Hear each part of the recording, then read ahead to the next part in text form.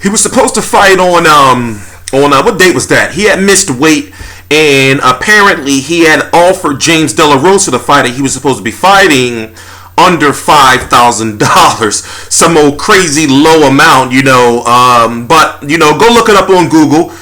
David Lemieux is supposed to be taking on Glen Tapia, the same Glen Tapia who lost to James Kirkland in a fight in which he was winning, and also the Glen Tapia who lost his last fight against WBC 154-pound contender Michael Soro. Is he from France or Italy? I forgot. But anyway, I'm T-Street Controversy. This is T-Street Controversy Live. Lemieux versus Tapia, who's moving up to 160 pounds, is official for the Canelo versus Khan undercard.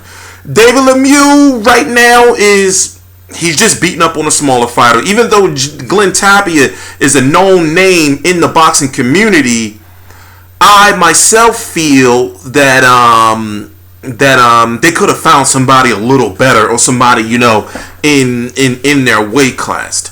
Anyway, I'm T-Street Controversy. This is T-Street Controversy Live. I don't remember if I already said that already, but I cover every single major fight live. And David Lemieux was supposed to fight James De La Rosa, who beat Alfredo Angulo on undercard. Let me get the camera to focus. On March the 12th, 2016, but he missed weight, and they couldn't work out a financial deal, and the fight was canceled. David Lemieux's last fight was in October when he lost to Gennady Golovkin.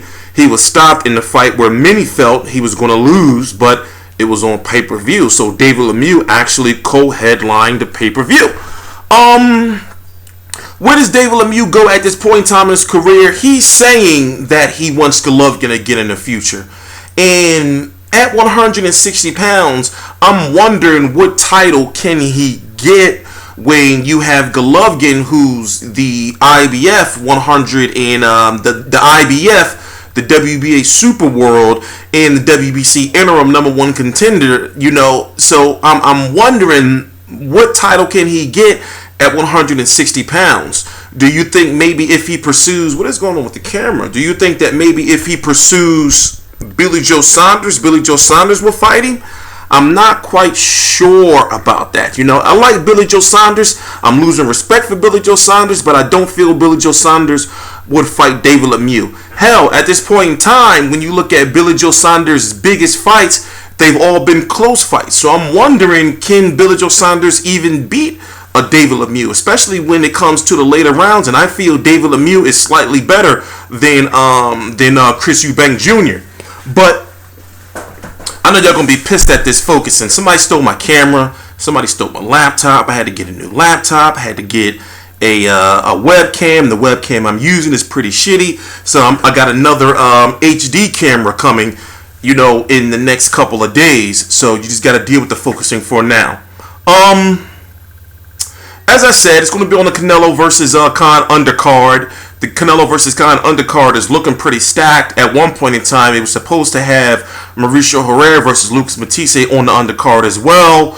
We're hearing that Luis Ortiz is also going to be on the undercard against an unknown opponent. They're trying to secure Alexander Ustinov, but that may happen at a later date on HBO or HBO Latino.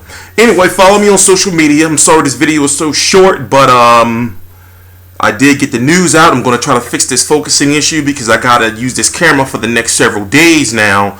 And I've been slacking on my videos so much. But at the same time, I want to say to all that supported me, I got some big things going on.